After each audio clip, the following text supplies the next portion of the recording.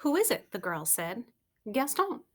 Where does he live? Well, he used to live in this peach seed, but now that the peach has been harvested and sold, and I've eaten half of it, it looks as if he's out of his house and home.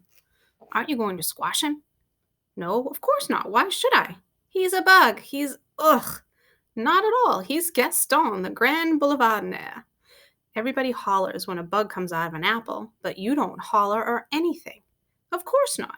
How would we like it if somebody hollered every time we came out of our house? Why would they?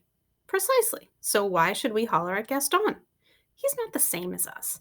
Well, not exactly, but he's the same as a lot of other occupants of peach seeds. Now the poor fellow hasn't got a home. And there he is with all that pure design and handsome form and nowhere to go. Handsome? Gaston is just about the handsomest of his kind I've ever seen. What's he saying? Well, he's a little confused. Now, inside that house of his, he had everything in order: bed here, porch there. Show me. The man picked up the peach, leaving Gaston entirely alone on the white plate. He removed the paling and ate the rest of the peach. Nobody else I know would do that, the girl said. They'd throw it away. Can't imagine why. It's a perfectly good peach. He opened the seed and placed the two sides not far from Gaston. The girl studied the open halves. Is that where he lives? It's where he used to live. Gaston is out in the world and on his own now. You can see for yourself how comfortable he was in there. He had everything. Now what has he got? Not very much, I'm afraid. What's he going to do? What are we going to do? Well, we're not going to squash him. That's one thing we're not going to do, the girl said. What are we going to do then? Put him back? Oh, that house is finished. Well, he can't live in our house, can he? Not happily. Can he live in our house at all? Well, he could try, I suppose. Don't you want a peach? Only if it's a peach with somebody inside the seed. Well, see if you can find a peach that has an opening at the top, because if you can, that'll be a peach in which you're likeliest to find somebody. The girl examined each of the peaches on the big plate. They're all shut, she said. Well, eat one then. No, I want the same kind that you ate, with somebody in the seed.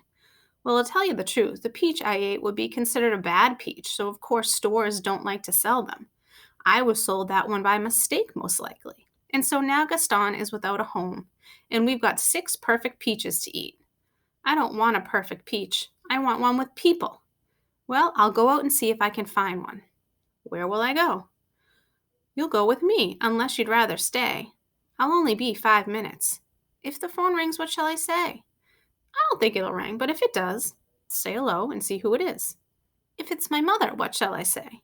Tell her I've gone to get you a bad peach and anything else you want to tell her. If she wants me to go back, what shall I say? Say yes if you want to go back. Do you want me to? Of course not. But the important thing is what you want, not what I want. Why is that the important thing? Because I want you to be where you want to be. I want to be here. I'll be right back. He put on socks and shoes and a jacket and went out. She watched Gaston, trying to find out what to do next. Gaston wandered around the plate, but everything seemed wrong, and he didn't know what to do or where to go.